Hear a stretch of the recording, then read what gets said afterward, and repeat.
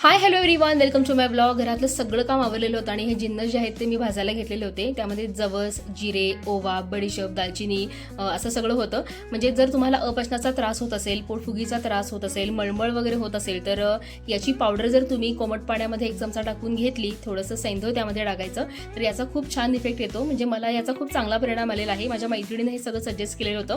So त्यानुसार मी सुरुवातीला थोडीशीच powder करून ठेवली होती, पण यावेळेला जरा थोडीशी जास्त क्वांटिटीमध्ये मी करून ठेवते. त्यामुळं याचा चांगला गुण आला, त्यामुळे ही पावडर माझ्याकडं जनरली असते. हे काम आवरल्यानंतर मस्तपैकी मी जेवण केलं. आज वरण, पिठलं, गाजराचं भरीत, त्यानंतर बटाट्याची भाजी, चपाती, मिरची चटणी असा भरपूर असा मेनू केलेला होता. दुपारी आराम केल्यानंतर संध्याकाळी मला नेहलसोबत तिच्या मैत्रिणीच्या बड्डेला जायचं होतं. नेहलच्या बड्डे ब्लॉगमध्ये तुम्ही बघितलं होतं की नेहलची एक मैत्रीण जी होती तर तिनं तिचा बड्डे सेलिब्रेट केलेला होता. तर तिचाच आज बड्डे होता. सो मला म्हटली की आपण ब्राउनी घेऊन जाऊया. सो आम्ही ते आणायसाठी गेलेलो होतो केक शॉपमध्ये. नंतर मी घरी आलेले होते तर इथं तयारी सुरू होती आणि बड्डे गर्लची बहीण जी आहे तर ती जेवत होती. मला म्हटली माझा व्हिडिओ तुम्ही काढू नका. सो तिला मी फारसं काही शूट केलं नाही. त्यानंतर टेरेसवरती आम्ही गेलो. इथं छान तयारी सुरू होती डेकोरेशनची. बघू शकता तुम्ही सुंदर असं डेकोरेशन, म्हणजे एकदम सिम्पल पण खूप स्वीट असं डेकोरेशन केलेलं होतं. आणि भरपूर थंडी वाजत होती. अजून काही लोक येणं बाकी होतं, त्यामुळे आम्ही मस्तपैकी गप्पा तिथं बसून मारत होतो.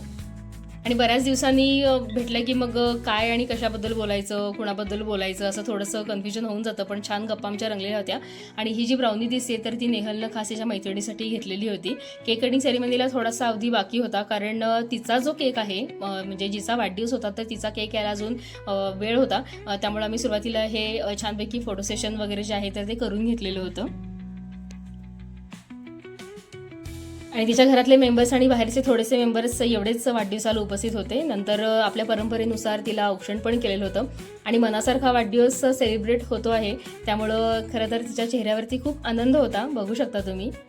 आणि लहान मुलांचं असंच असतं, म्हणजे मनासारखं होत असलं की त्यांचा जो आनंद असतो तर तो बघण्यासारखा असतो. आणि अर्थातच आई वडील कोणतीही कसरी मध्ये अजिबात सोडत नाही. तसंच तिचंही झालेलं होतं.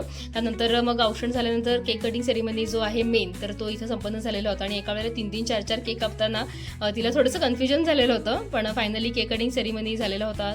सगळेच केक बेस्ट होते. प्रत्येक केकचा आस्वाद आम्ही घेतलेला होता. त्यानंतर मस्त असं सुग्रास स्वादिष्ट भोजनसुद्धा होतं, तर तेही आम्ही जेवण केलेलं होतं.